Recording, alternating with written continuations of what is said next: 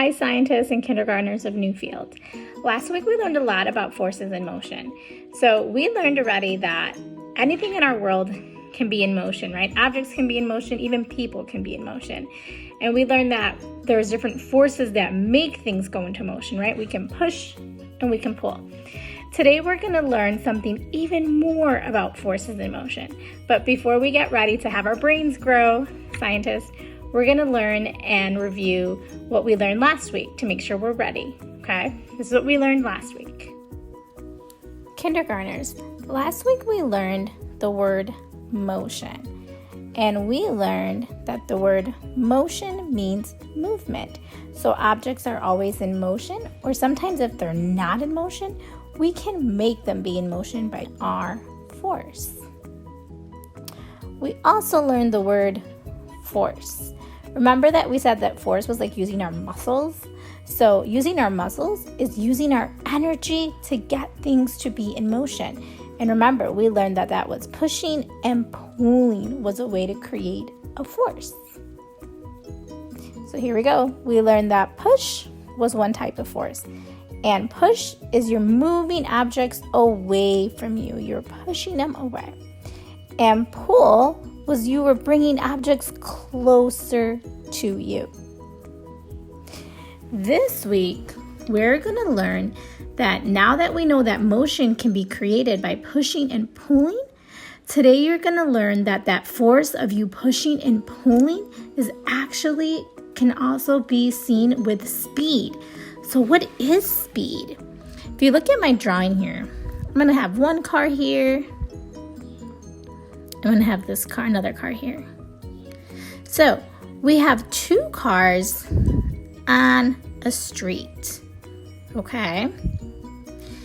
And if car A, and this is car B, so if car A goes like this and starts driving all the way down here, it is moving at a very, very fast speed.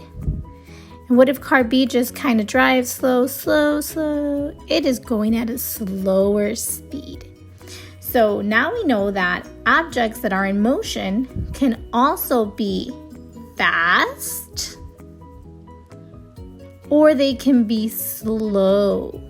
And that all depends on the force that we're using to make the objects be in motion. Niños y niñas, la semana pasada aprendimos la palabra motion en inglés, que es movimiento en español.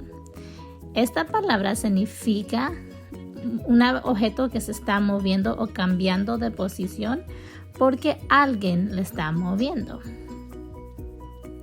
También aprendimos la palabra fuerza, que en inglés es force. La palabra fuerza significa usando energía para empujar objetos o jalar objetos. Luego aprendimos que nuestra fuerza puede empujar o en inglés push o jalar objetos y en inglés es pull. Ahora están listos para aprender algo nuevo sobre movimientos y fuerzas.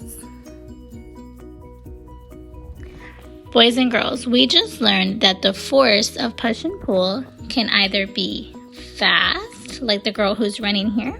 She's using really strong force to move fast.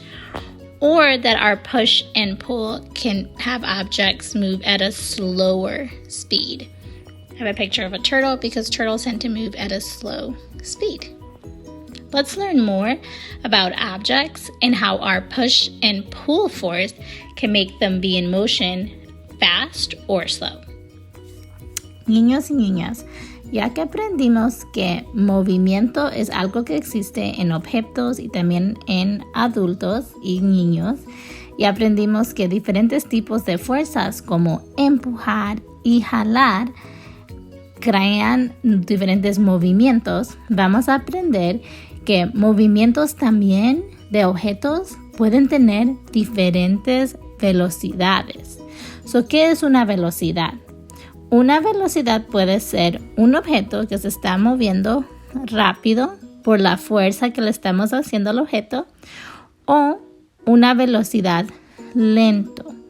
So, en esta foto de aquí, la niña está corriendo bien rápido con toda su fuerza y el movimiento que ella está corriendo es un movimiento rápido. Y la tortuga aquí está caminando a una velocidad lento. So, ahora aprendimos que nuestras fuerzas pueden hacer que objetos se muevan a diferentes velocidades. Boys and girls, we just learned that forces move at different speeds of fast and slow.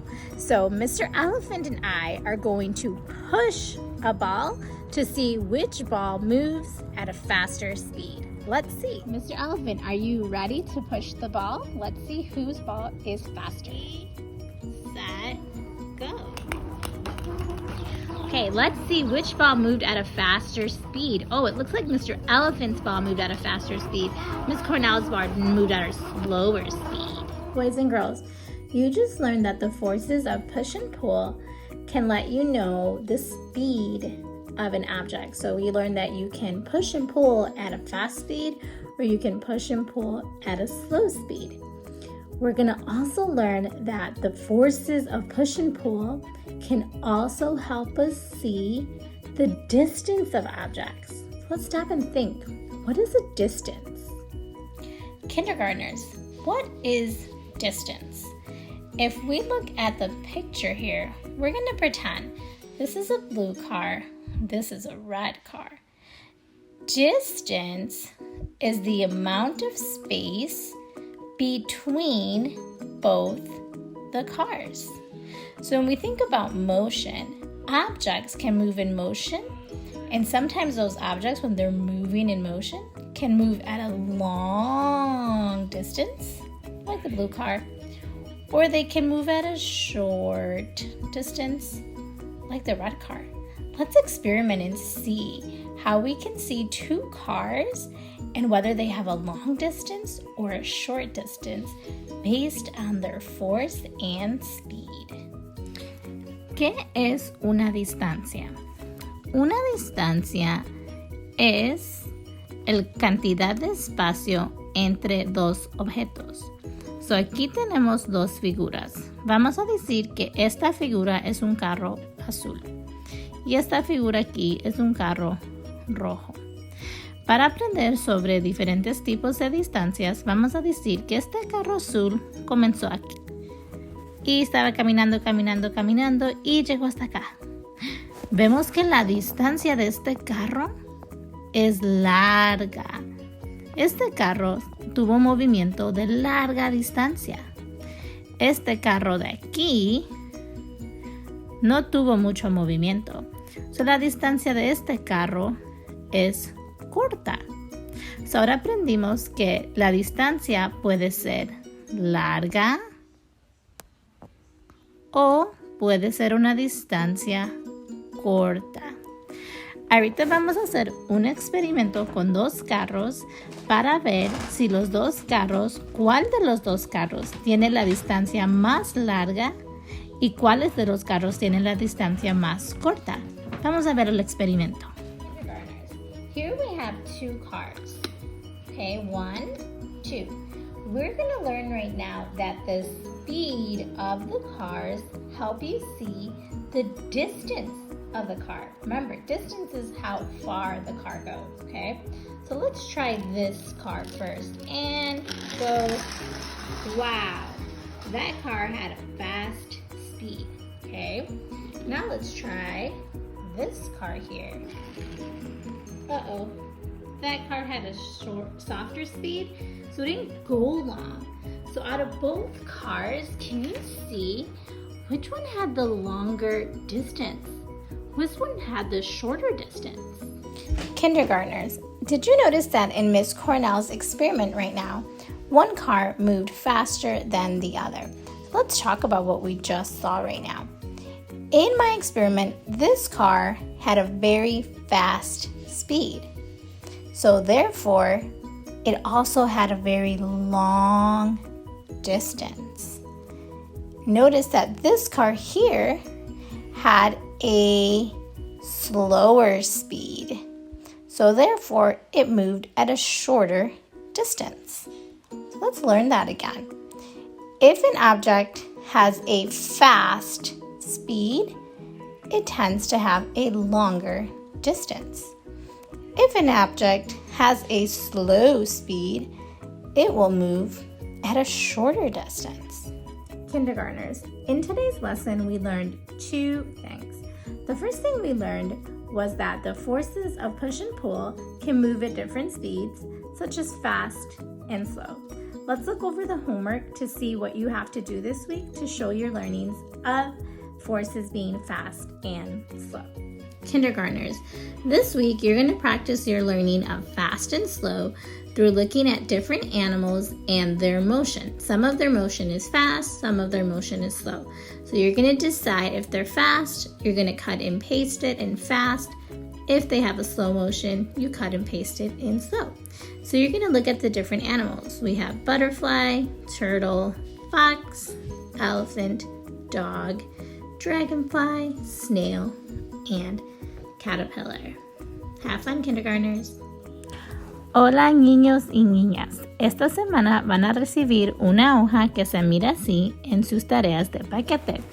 Esta semana aprendimos que objetos tienen diferentes movimientos y que esos movimientos tienen una velocidad que puede ser velocidad rápido o una velocidad lento.